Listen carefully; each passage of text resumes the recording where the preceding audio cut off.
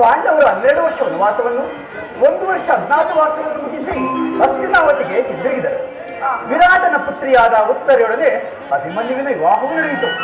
ಇನ್ನು ತಮಗೆ ಬರಬೇಕಾದ ರಾಜ್ಯವನ್ನು ಕೊಡುವಂತೆ ಕೇಳಲು ಯುಧಿಷ್ಠಿರನು ತಮ್ಮ ಕುಲಪುರೋಹಿತನಾದ ದೌಮ್ಯನನ್ನು ಸಂಧಿಗಾಗಿ ಕಳಿಸಿದನು.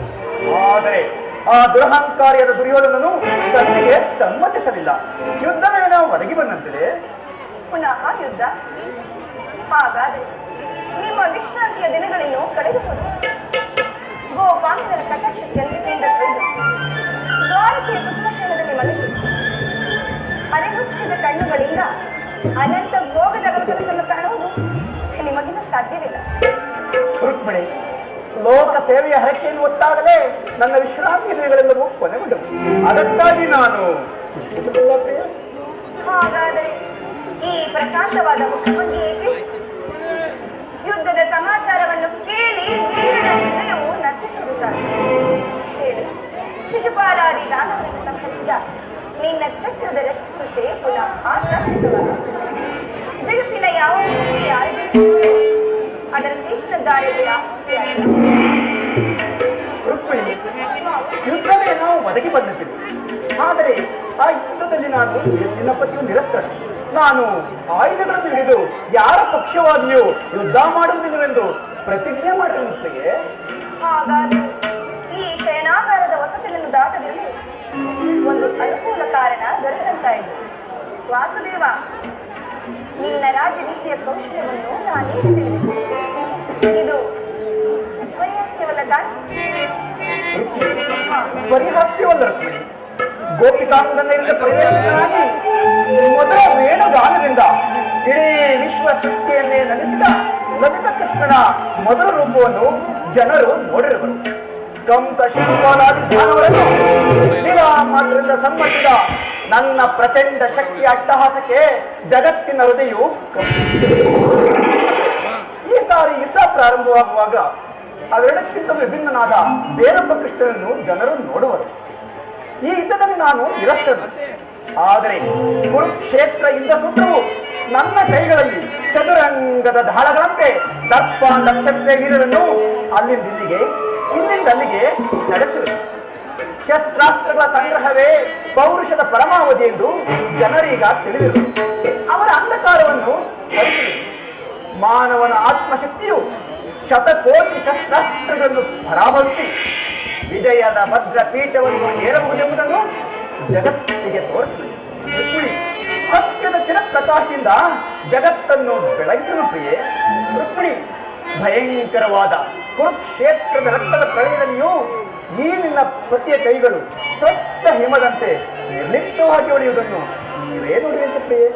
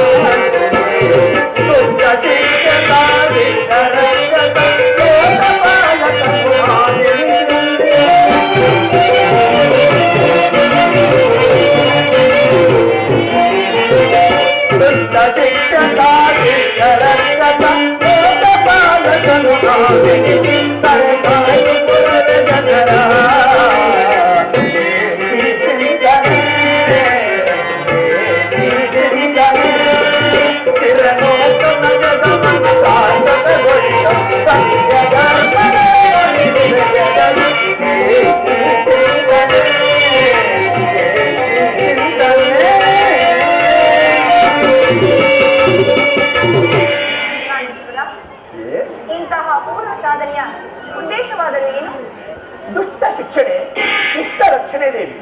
ರುಕ್ಮಿಣಿ, ಭಾರತ ವರ್ಷದಲ್ಲಿ ಜಗತ್ತಿನಲ್ಲೇ ಆದರ್ಶಪ್ರಾಯವಾದ ಧರ್ಮರಾಜ್ಯವೊಂದನ್ನು ಸ್ಥಾಪಿಸುವುದೇ ನನ್ನ ಏಕಮಾತ್ರ ಧ್ಯೇಯ. ಅದೇ ನನ್ನ ನಿರಂತರ ಪರಿಶ್ರಮದ ಸವಿಗನಸು ಕೂಡ. ರುಕ್ಮಿಣಿ, ಬಾಲ್ಯ ಯೌವನಗಳನ್ನು ಕಳೆದು ವಾರ್ಧಕ್ಯದ ಮೊದಲ ಹಂತಕ್ಕೆ ಕಾಲಿಟ್ಟನಾದರೂ ಆ ನನ್ನ ಕನಸು ಕನಸಾಗಿ ಉಳಿದಿದೆ. ಅದಕ್ಕಾಗಿ ಹಿಂಸಾಪ್ರಿಯರಾದ ಅಸಂಖ್ಯಾತ ದಾನವರನ್ನು ನಾಶ ಮಾಡಿದೆ. ಆದರೂ ನನ್ನ ಉದ್ದೇಶವು ಸಫಲವಾಗಲಿಲ್ಲ ಪ್ರೇಯಸಿ. ಮಾನವನೇ ಮಾನವ ಜಾತಿಯ ಪರಮಶತ್ರುವೆಂದು ನಾನೀಗ ತಿಳಿದೆನು. ಮುಂದಿನ ಈ ಕುರುಕ್ಷೇತ್ರದಲ್ಲಿ ಮಾನವನ ಪ್ರಗತಿಗಾಗಿ ಮಾನವನನ್ನು ಮಾನವನಿಂದಲೇ ನಾಶ ಮಾಡುತ್ತೇವೆ. ಪ್ರಣಯ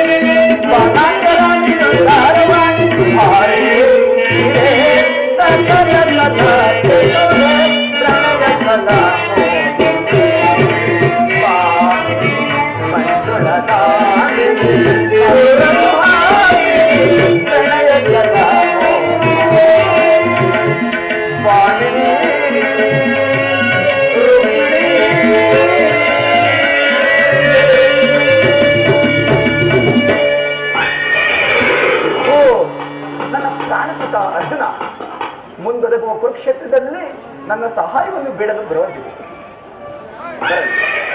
ಓ ದುರ್ಯೋಧನ, ಒದಗಿ ಬಂದ ಸಂಧಿಯನ್ನು ನಿರಾಕರಿಸಿ ನನ್ನ ಸಹಾಯವನ್ನು ಬಿಡಲು ಬರುತ್ತಿರುವ್ಯಾ? ಬರಲಿ ರುಕ್ಮಿಣಿ, ನಾನೀಗ ನಿದ್ರೆ ಬರುವಂತೆ ನಟಿಸಿ ಅವರು ಬಂದಾಗ ಅವರವರ ಭಾವಾನುರೂಪದ ಫಲಗಳು ಅವರಿಗೆ ದೊರೆಯುವಂತೆ ಮಾಡುವೆನು.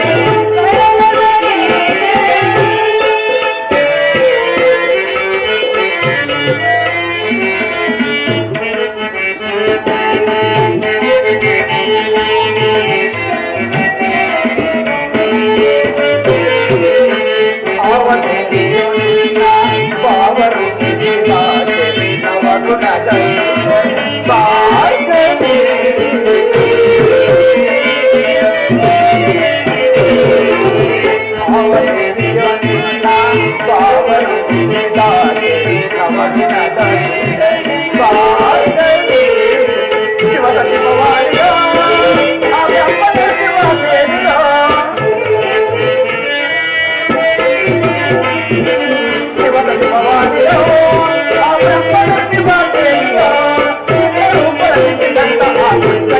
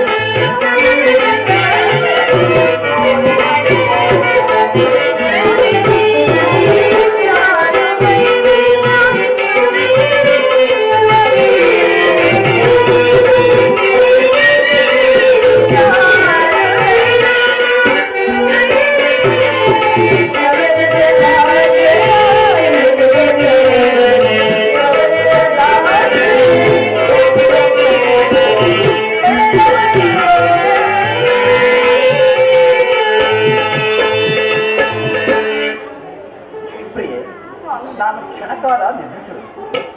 ಪುನಃ ಎಚ್ಚರಗೊಂಡಾಗ ಭಾರತ ಯುದ್ಧ ಅಥವಾ ಶಾಂತಿ ಎಂಬ ಪ್ರಶ್ನೆಯು ಈ ಮಂದಿರದಲ್ಲೇ ನಿರ್ಣಯಿಸಿಕೊಳ್ಳುವುದು. ನೀನು ಹೋಗುತ್ತೀಯ.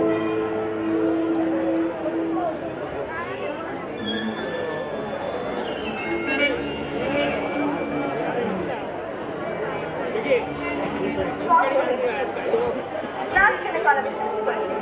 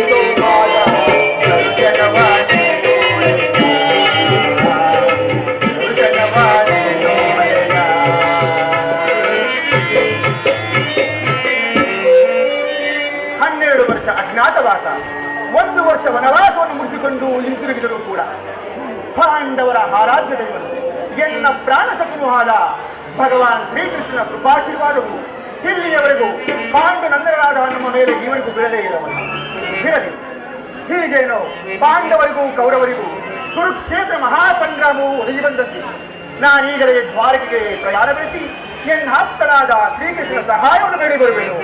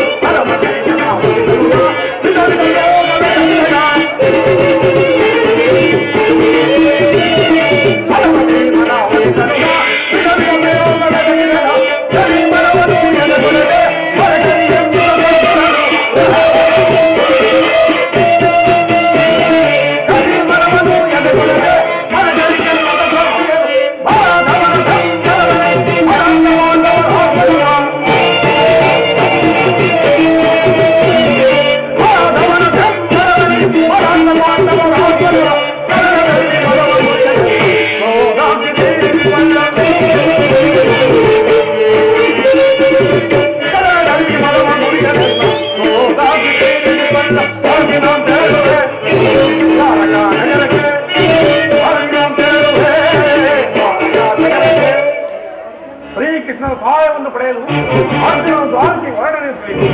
ನಾನು ಸಹ ಜಾಗೃತಿಯಾಗಿ ದ್ವಾರಕ್ಕೆ ಹೋಗಿ ಯಾದವರ ಸಹಾಯವನ್ನು ಪಡೆಯುವುದು.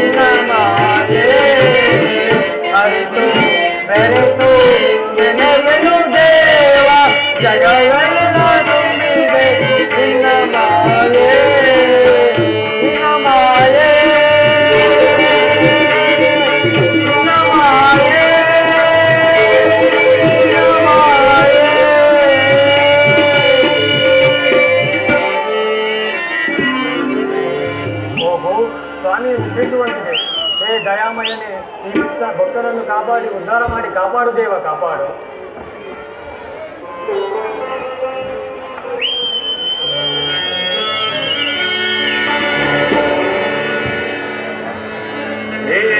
ಭವನ ಸಿಂಗಾರ ವೈಭವ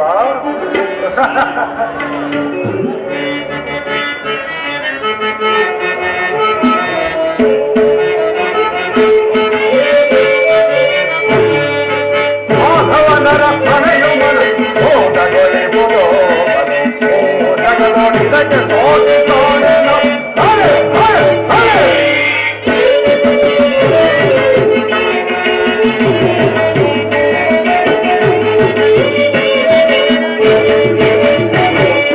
ಮಾಧವನರ ಮನೆಯು ಮನೆಗೆ ಇದಕ್ಕೆ ಕೋಟಿ ಕೋಣೆನು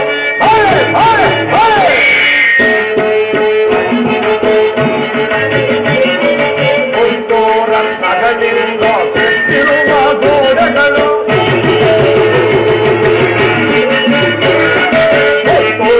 ನಗಲಿಂದ ಕೆತ್ತಿರುವ ಗೋಡೆಗಳು ವಜ್ರಗಳ ಕಂಬಗಳು ವಜ್ರಗಳ ಕಂಬಗಳು ನೀರ ಮಧ್ಯೆ ಎಂಬುಗಳು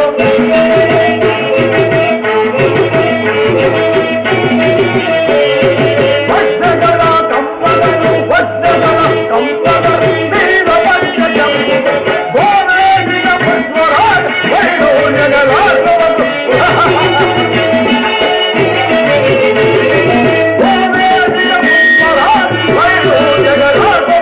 ಕನ್ನಡ ಕಳಕಗಳ ಕಳಕಳ ಹೊಳೆಯುವವು ಕನ್ನಡ ಕಳಕಗಳು ಕಳಕಳ ಹೊಳೆಯುವವು ಮೋಧವನರ ಮನೆಯುವ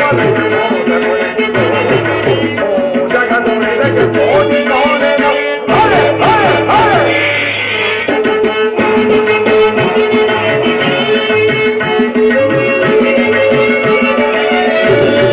ಮಾಧವನ ಅರಮನೆಯು ಶ್ರೀಧರನ ಹೃದಯವಿದು ಅಗಿಗೋಡವರು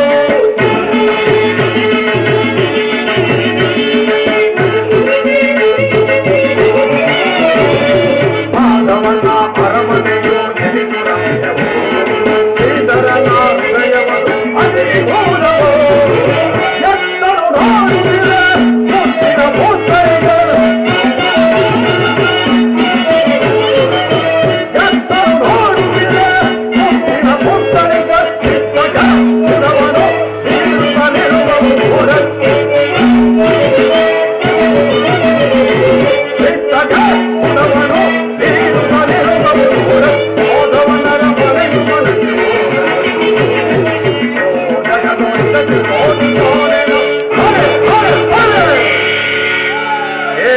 ಭವ್ಯ ಭವನದ ಶೃಂಗಾರ ವೈಭವ ಏನಿ ಅತ್ಯದ್ಭುತ ಎಂದು ಇಲ್ಲದ ವಿಚಿತ್ರವಾದ ದೃಶ್ಯಗಳಿಂದ ಕಂಗೊಳಿಸುತ್ತಿರುವ ರಂಗು ರಂಗುಗಳಿಂದ ಕಂಗಳಿಸುತ್ತಿರುವ ಶ್ರೀರಂಗನ ಅರಮನೆ. ಎತ್ತ ನೋಡಿ ಎತ್ತ ಮುತ್ತು ರತ್ನ ವಂಶ ವೈಡೂರ್ಯಗಳಿಂದ ಕೆತ್ತಲ್ಪಟ್ಟ ಸೋಲಗಳ ಈ ಭವನವನ್ನು ಕಂಡ ಕ್ಷಣ ನನ್ನ ಮನವು ಮೋಡಗಳು ಕರಗಿ ಮಳೆಗರಂತೆ ನನ್ನ ಅಂತರಂಗದಲ್ಲಿ ವಾಸವಾಗುತ್ತಿರುತ್ತದೆ. ಶಿಲಾಬಾಲಕಿಯರ ಭಾವ ಭಂಗಿಯ ತೋರಿ ಓರೆ ನೋಡುವ ಕೈಲಿ ಸಪ್ತ ಶರೀರವನ್ನೇ ಬಡಿಯೆಬ್ಬಿಸಿ ಅರೆಬೆತ್ತರಕ್ಕೆ ಹೋಗುವ ಈ ಮಾಯಾಂಗನೆಯರ ಕಡೆಗಣ್ಣಿನ ಕುರಿಯೋಟದ ವೈಭವ ಇವರನ್ನೊಂದು ನೋಡಿ ಬಿಗಿದಪ್ಪರೇ ಎನ್ನುವ ಕ್ಷಣವೇ.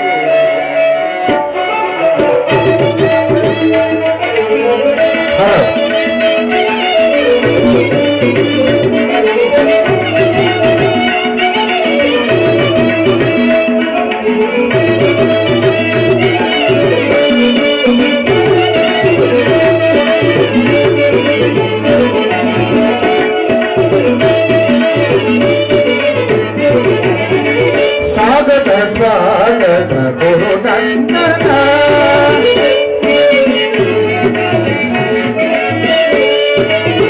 ಸ್ವಾಗತ ಗುರು ನಂದನ ಸ್ವಾಗತಮಯ್ಯ ದುರ್ಯೋಧನ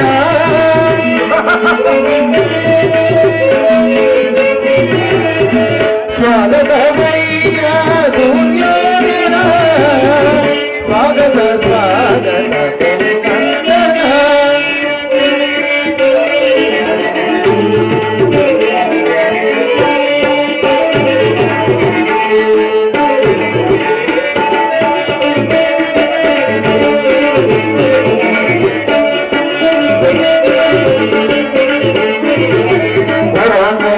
ಗುರುತಿಲಕ ಕೌರವೇಶ್ವರ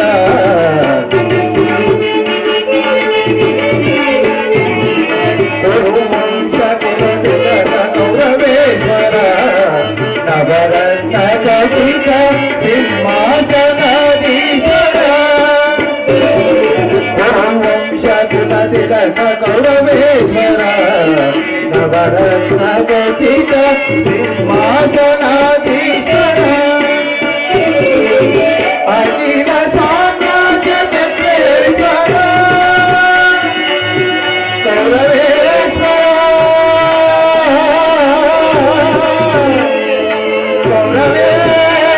ಕೌರವೇಶ್ವರ ಅಖಿಲ ಸಾಮ್ರಾಜ್ಯ ಚಕ್ರೇಶ್ವರ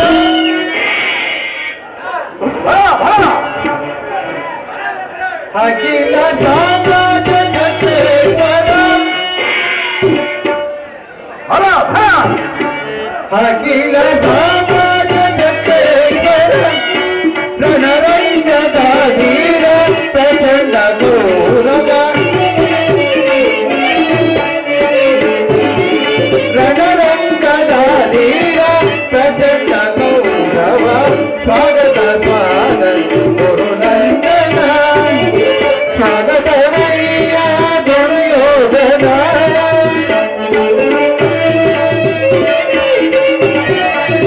ಸ್ವಾಗತಮಯ್ಯ ದುರ್ಯೋಧನ ಸ್ವಾಗತ ಸ್ವಾಗತ ಸ್ವಾಗತ ಸ್ವಾಗತ ಸ್ವಾಗತ ಸ್ವಾಗತ ಗುರುನಂದನ ಗುರುನಂದನ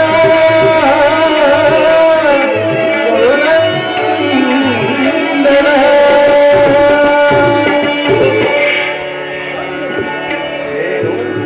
ನನಗೆ ಮದಿಪರಿಮಣೆ ಅಥವಾ ಕನಸೈ ಅಥವಾ ಕೃಷ್ಣನ ಮಾಯ ಏನಾದರೂ ನನ್ನನ್ನು ಆವರಿಸುವುದೇ? ಕೃಷ್ಣ, ಈ ನಿನ್ನ ಮಾಯಾ ಶಯನಾಧಾರವನ್ನು ಕಂಡು ಬೇರೆ ಆಗುನಲ್ಲ ಈ ಜಲತಂತ್ರವಲ್ಲ. ನಾನಾರು ಪ್ರಧಾನ ಪೃಥ್ವಿಯನ್ನೇ ಶಾಸನ ಮಾಡುತ್ತಿರುವ ವಸುಂಧರೆಯ ಕುವರ ಗಾಂಧಾರಿ ದೇವಿ ಗರ್ಭ ಸಂಚಾರ ಶತ್ರು ಧಂಸ ಧುರೀಣ ಪತ್ನಿರಾವತಿಯ ಮಣಿಭಕ್ತ ರತ್ನ ಸಿಂಹಾಸನ. ಈ ದುರ್ಯೋಧನ ಸಾರ್ವಭೌಮನ ಅರಮನೆಗಿಂತಲೂ ಈ ಮಾಧವನ ಭವನ ಅದ್ಭುತವೇ, ರಮಣೀಯವೇ, ಅಪಾಯಮಾನವೇ. ಅಂತೂ ನನ್ನ ಸೋದರ ಮಾವ ಶಕ್ತಿಯ ಸರೆಯಂತೆ ನನ್ನ ದಾಯಾದಿಗಳ ಕಣ್ತಪ್ಪಿಸಿ ಮೊದಲೇ ಇಲ್ಲಿ ಬಂದದ್ದಾಯಿತು. ಇನ್ನು ನನ್ನ ಭಾಗ್ಯೋದಯವು ಹೇಗಿರುವುದು? ಸಾತ್ವಿಕಿ ನಿಮ್ಮ ಕೃಷ್ಣನಲ್ಲಿ ಶ್ರೀಕೃಷ್ಣ ಪರಮಾತ್ಮನು ನಿದ್ರಿಸುತ್ತಿರುವನು. ಈ ಪೀಠದಲ್ಲಿ ಕುಳಿತರು, ಇನ್ನೇನು ಎಚ್ಚರಗೊಳ್ಳುವರು. ಏನು ಕೃಷ್ಣನು ಇನ್ನೂ ನಿದ್ರಿಸುತ್ತಿರುವರೆ ವಸಂತ ಕುಸುಮ ಗಿಣಿತ ಕುಸುಮಗಳ ಸುಗಂಧ ಪರಿಮಳ ಸುವಾಸನೆಯಿಂದ ಕಂಗೊಳಿಸುತ್ತಿರುವ ಚತುರ್ಥ ಬ್ರಹ್ಮಾಂಡದಲ್ಲಿ ಅಚಲ ಕೀರ್ತಿ ಗಳಿಸಿರುವ ದ್ವಾರಕಾ ನಗರದ ಅರಸನಾದ ಮಾಧವನು ಮಲಗಿ ನಿದ್ರೆಯಲ್ಲಿ ಮಗ್ನರಾಗಿರುವುದು ನೋಡಿದರೆ ಏನೋ ಒಂದು ಸಾಧ್ಯವಿರಲೇ ಇದೆ. ಕೃಷ್ಣ ವಿರಾಟನಗರ ಮದುವೆಯ ಸಂಭ್ರಮದಲ್ಲಿ ಅನೇಕ ರಾತ್ರಿ ಜಾಗರಣೆ ಕಳೆದಿತ್ತು. ತಾನು ಮಂದು ಮಲಗಿರುವ ಕೃಷ್ಣ ನಿದ್ರಿಸು ನಿದ್ರಿಸು ಚೆನ್ನಾಗಿ ನಿದ್ರಿಸು. ಸಾತ್ವಿಕಿ ಒಂದು ಮಾತಿನ ಸಾತ್ವಿಕಿ. ಏನದು ಗುರುರಾಜ? ಪಾಂಡವರಿಗೂ ನಮಗೂ ಯುದ್ಧವು ಸಂಘಟಿಸಿರುವುದು. ಅದರಲ್ಲಿ ನೀವು ನಮ್ಮ ಪಕ್ಷವನ್ನು ವಹಿಸಬೇಕು. ಇದಕ್ಕೆ ನಾವೀಗ ಉತ್ತರ ಕೊಡಲು ಸಾಧ್ಯವಿಲ್ಲ ಮಹಾರಾಜ. ಏತಕ್ಕೆ ಸಾಧ್ಯವಿಲ್ಲ? ನಾವು ಶ್ರೀಕೃಷ್ಣ ಪರಮಾತ್ಮನ ಅಧೀನರು. ಶ್ರೀಕೃಷ್ಣನು ಎಲ್ಲಿರುವರೋ ನಾವು ಅಲ್ಲೇ ಇರುವೆವು. ಸರಿಯಾದ ಮಾತು ಸಾತ್ವಿಕಿ. ಹಾಗಾದರೆ ಕೃಷ್ಣನು ನಮ್ಮ ಪಕ್ಷವನ್ನು ವಹಿಸಿದರೆ ಇಡೀ ಯಾರುವ ಸೈನ್ಯವೇ ನಮ್ಮ ಕೈವಶವು ಆನಂದೇ ಸರಿ.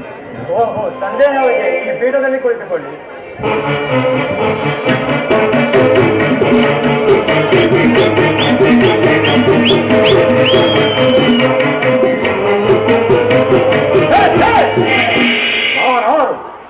ಮಲ್ಲರಲ್ಲಿ ಮಲ್ಲ, ಜಗದೇಕ ಮಲ್ಲ, ಮಲ್ಲರನ್ನೆಲ್ಲ ಗೆಲ್ಲಬಲ್ಲ ಈ ಜಗದಂತ ಮಲ್ಲರ ಈ ಗೊಲ್ಲನ ಪರಗಳಲ್ಲಿ ಕೊಟ್ಟಿಕೊಳ್ಳಬೇಕು. ಅಸಂಭವ. ನನಗೆ ಉಚಿತವಾದ ಸ್ಥಾನ ಶಿರೋಭಾಗ.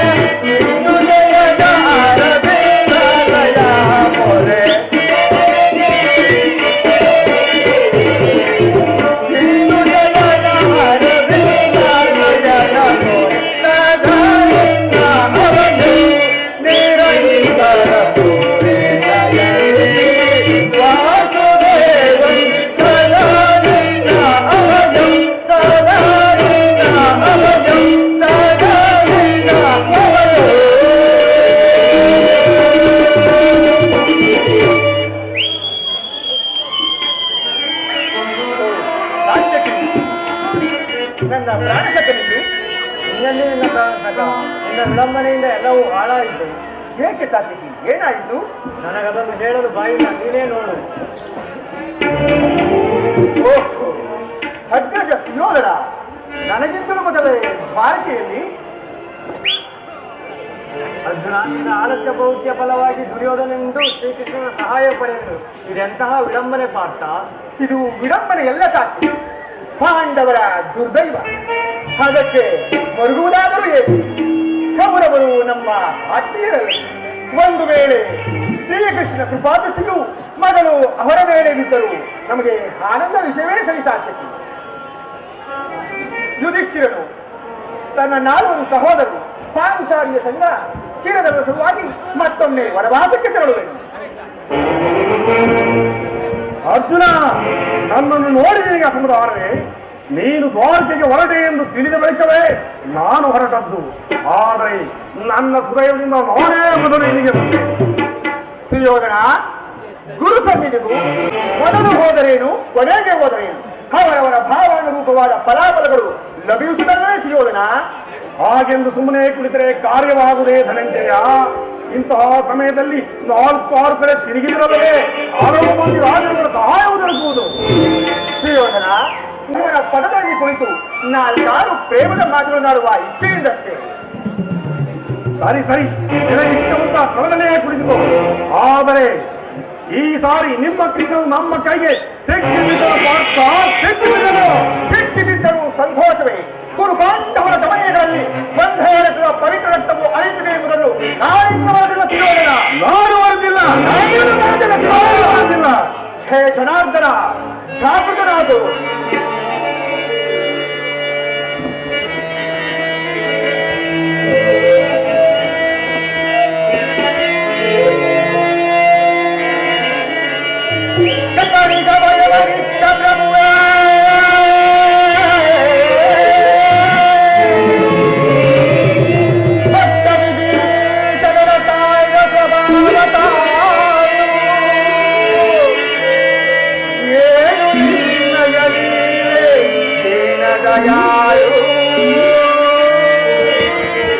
ಶೀಘ್ರದಿಂ ಜಾಗೃತನಾಗು, ಶೀಘ್ರದಿಂ ಜಾಗೃತನಾಗಿ ಎಲ್ಲ ಮೊರೆಗೆ ಪರಮ ಕೃಪಾಳು.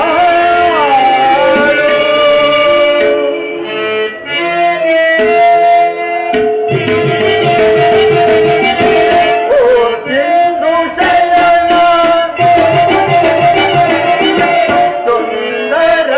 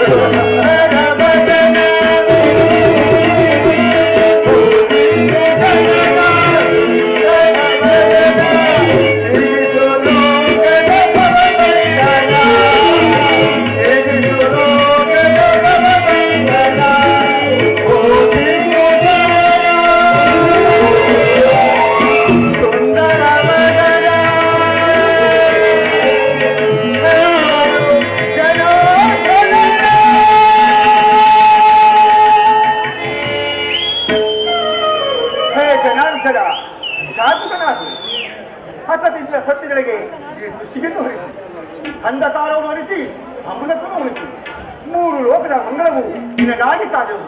ಹೇಳು ಜನಾರ್ದನ, ಎದ್ದೇಳು.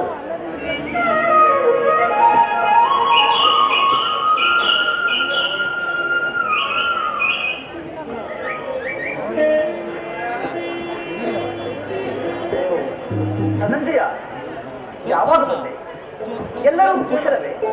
ಬಂದವನು ಈ ಚರಣದಡಿಯಲ್ಲಿ ಪಾರ್ಶ್ವದಲ್ಲಿ ಪೀಠದಲ್ಲಿದೆ. ವಾಸುದೇವ, ನಿನ್ನ ಚರಣಸಿಂಗವೇ ನನಗೆ ಪವಿತ್ರ ಸ್ಥಾನ, ಅದುವೇ ನನ್ನ ಮಹಾಪ್ರಸಾದ. ವಾಸುದೇವ! ಓ ಭಾವ ಶಿವದನ, ಯಾವಾಗ ಬಂದೆ? ಬಂದವನು ನೀನಾದರೂ ನನ್ನನ್ನು ಎಚ್ಚರಿಸಬಾರ್ದಿತ್ತೆ. ಚಕ್ರವರ್ತಿಯಾದ ನೀನು ನನ್ನ ಸಮಯವನ್ನೇ ನಿರೀಕ್ಷಿಸುತ್ತಾ ಇದ್ದಲ್ಲ ಭಾವ. ಕೃಷ್ಣ, ಈ ನಿನ್ನ ಲಗಡಿಕೆ ಸ್ತೋತ್ರ ಬರೀ ಪಾತ್ರಾಭಿನಯ ನಾಟಕ.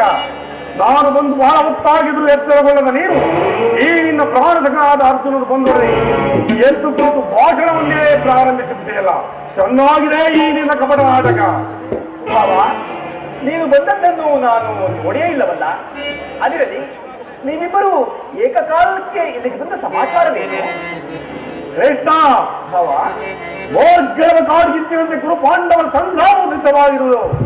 ಅದರಲ್ಲಿ ನೀವು ನಮ್ಮ ಪಕ್ಷವನ್ನು ವಹಿಸುವಂತೆ ಪ್ರಾರ್ಥಿಸಲಿಕ್ಕೆ ಬಂದಿರುವೆನು. ಭಾವ, ಯುದ್ಧದ ವಿಚಾರದಲ್ಲಿ ನನ್ನದೊಂದು ಸಲಹೆ ಇದೆ. ಏನು ಕೃಷ್ಣನಿಂದ ಸಲಹೆ? ಭಾವ, ಕೃಷ್ಣ,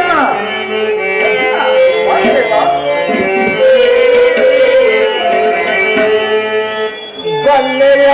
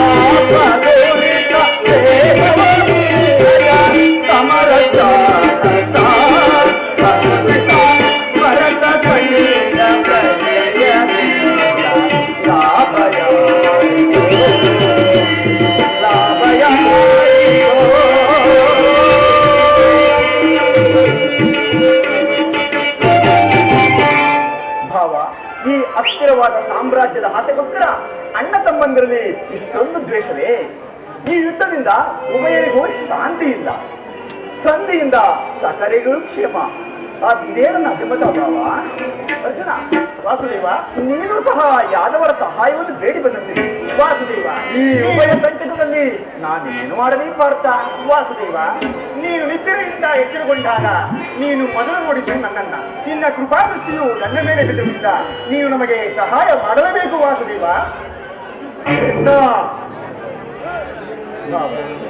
ನೀನು ನಮ್ಮಿಬ್ಬರಿಗೂ ಸಮಾನವಾದ ಬಂದು ಯಾರು ಮೊದಲು ನಿನ್ನ ಬಳಿಗೆ ಬಂದರೋ ಅವರ ಪಕ್ಷವನ್ನು ವಹಿಸುವುದು ವೀರೋಚಿತವಾದ ಧರ್ಮ.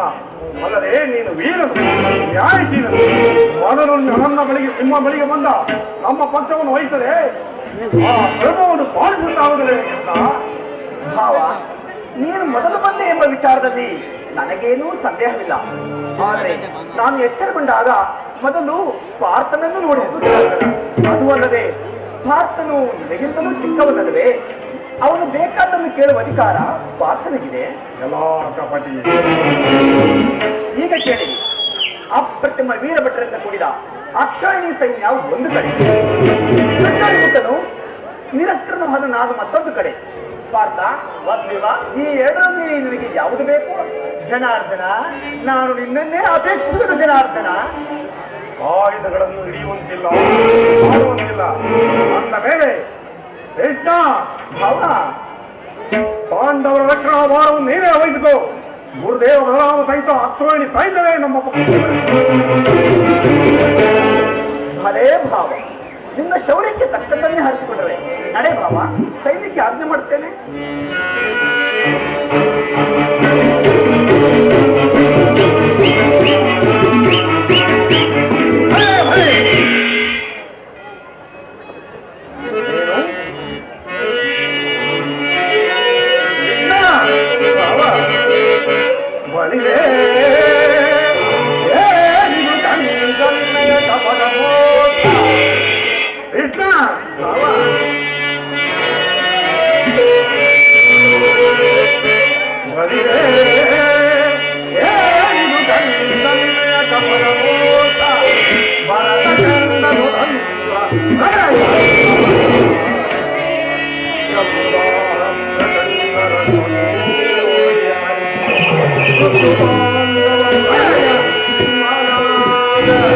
Oh,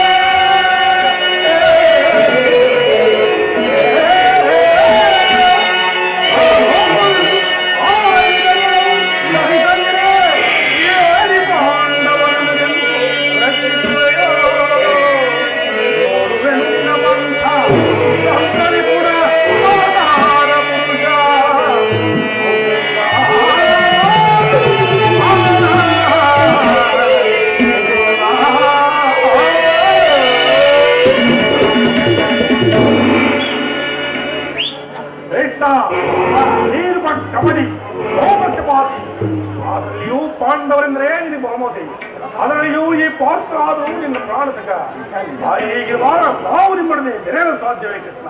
ಅದಕ್ಕೆಲ್ಲ ಸಾಧ್ಯವಿಲ್ಲ. ಆದರೂ ಬಾಧಕವಿಲ್ಲ. ಯುದ್ಧ ರಂಗದಲ್ಲಿ ಆಯುಧಗಳನ್ನು ಧರಿಸಿ ಯಾರ ಪಕ್ಷವಾಗಿ ಮಾತಾಡುವುದನ್ನು ವಚನವಾದಿಯೇ ಎಚ್ಚರ. ಭಾವ, ನಿನ್ನ ವಿಚಾರದಲ್ಲಿ ನಾನು ಯಾವಾಗಲೂ ಎಚ್ಚರವಾಗೇ ಇರುವೆನು, ಮುಂದೂ ಇರುವೆನು, ಇಂದೂ ಇರುವೆನು ಭಾವ. ಒಳಸಂಚು ಫಲಿಸಿದೆಂತೂ ಈಚೀಚಿ ನೆರವೇರವೋ ಮಾಡೋಣ, ಮುಂದೆ ಸಂಧಿಸೋಣ ಸದಾ ಹೋಗಲೇನು.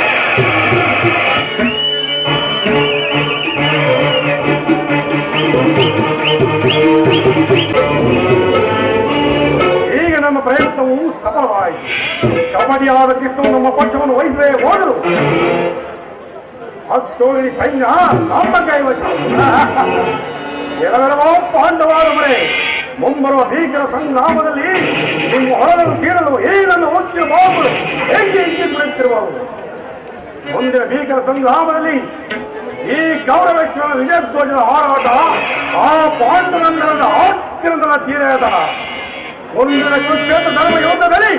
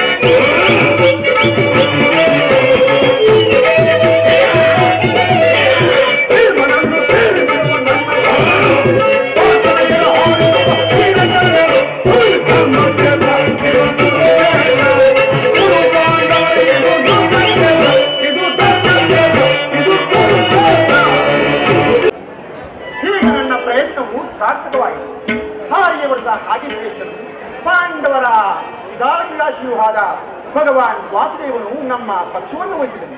ಇನ್ನು ವಿಜಯಲಕ್ಷ್ಮಿಯು ಪಾಂಡವರ ಕೈಸೇರಿಯೊಂದಿಗೆ ಸರಿ ಎನ್ನ ಪ್ರಾಣಸಕನಾದ ಶ್ರೀಕೃಷ್ಣ ಪರಮಾತ್ಮನು ನನ್ನ ಪಕ್ಷವನ್ನು ವಹಿಸಿದನು. ನನ್ನ ರಥದ ಸಾರಥಿಯಾಗಲು ಸಮ್ಮತಿಸಿದನು. ಈಗ ನನ್ನ ದ್ವಾರಕೆ ಯಾತ್ರೆಯು ಸಫಲವಾಯಿತು.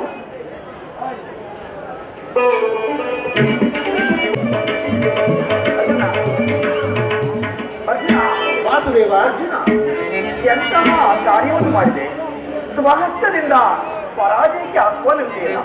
ಹರಿತವಾದ ಖಡ್ಗವನ್ನು ಬಿಸಿದು ಸ್ವರೆಯನ್ನಾಶ್ರಯಿಸುವಂತೆ ನನ್ನ ಯಾದವ ಅಕ್ಷಯಣಿ ಸೈನ್ಯವನ್ನು ಬಿಟ್ಟು ನನ್ನನ್ನಾಶ್ರಯಿಸುವಂತ ಆ ಕಾರ್ಯವನ್ನು ಮಾಡಿದೆ ಅರ್ಜುನ. ವಾಸುದೇವ, ಆ ಕಾರ್ಯವನ್ನು ಮಾಡಿದವನು ನಾನಲ್ಲ, ಆ ಯೋಧನ. ವಾಸುದೇವ,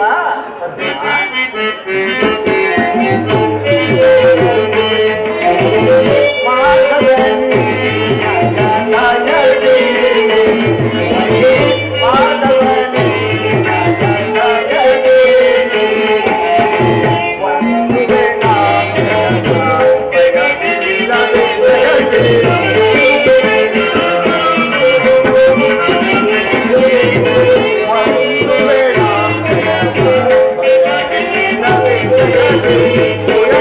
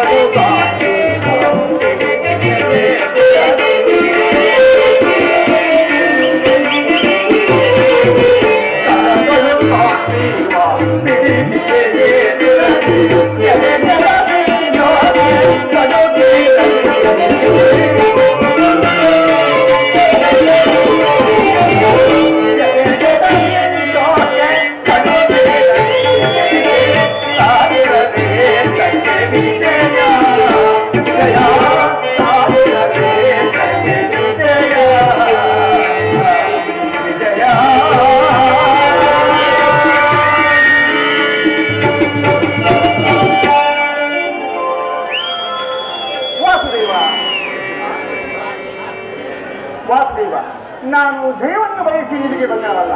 ನನಗೆ ಬೇಕಾದ್ದು ನೀನು. ನಿನ್ನನ್ನು ಹೊಂದಿದನು ಕೃಷ್ಣ. ನೀನು ವೀರ್ಗತಿರ ಬದುಕನು ಹಾರ ನೀನು ನನ್ನ ರಥದ ಅರ್ಥವನ್ನು ನಿಯಮಿಸಿ ನನಗೊಂದು ಗತಿಯನ್ನು ತೋರಿಸಿ. ನಿನ್ನ ವರದಾಶ್ವವು ನನ್ನ ರಥಾಶ್ವಗಳ ರೊಜ್ಜುಗಳನ್ನು ಹಿಡಿಯಲಿ. ಆಗ ಶಕ್ತಿಗಳು ನೋಡುವರು, ನಾನು ನೋಡುವೆನು, ಇಡೀ ಜಗತ್ತೇ ನೋಡುವುದು. ಸೃಷ್ಟಿಕರ್ತನ ಕೈಯಲ್ಲಿ ಶಾಸನ ದಂಡವು ನೆಲೆಯುವುದನ್ನು, ನಿಯತಿದ ಪಕ್ಷದಲ್ಲಿ ಪುಣ್ಯದ ಪ್ರತಿಷ್ಠಾಪನವಾಗುವುದನ್ನು. ವಾಸುದೇವ, ಈಗ ನನಗೆ ಅಪ್ಪಣೆಯನ್ನು ಕೊಡು, ನಾನು ನೋಡುವೆನು. ಅರ್ಜುನ, ಅಂತೂ ನಿನ್ನ ಒಳ್ಳೆಯ ಮಾತುಗಳಿಂದ ನನ್ನನ್ನು ನಿನ್ನ ರಥದ ಸಾರಥಿಯನ್ನಾಗಿ ಮಾಡಿಕೊಂಡೆ. ಭಕ್ತರ ಇಚ್ಛೆಯಂತ ಕಡೆ ನಡೆಯುವುದೇ ನನ್ನ ಕರ್ತವ್ಯ. ವಾಸುದೇವ, ಅರ್ಜುನ,